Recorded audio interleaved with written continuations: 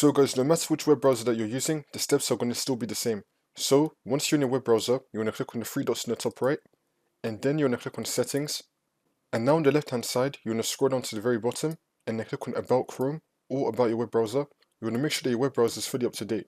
So you want to scroll down where it says about your web browser, you want to click on it, and then you want to make sure your browser is fully up to date. And now for the second step, you want to click on the three dots again in the top right, and then click on history, and then click on history again. And now you want to click on delete browsing data. And now once you're on this, you want to set the time range to all time, and you want to make sure that you have cookies and other site data and cache images and files both selected. You can unselect everything else if you want to, it's up to you, but just make sure you have cookies and other site data and cache images and files also selected. And then click on delete data.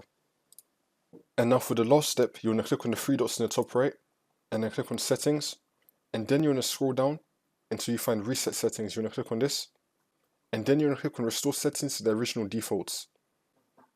And then you want to click on reset settings. Now once you complete all of this, you just want to close out of your web browser and then open it back up again, and then the problem should be fixed.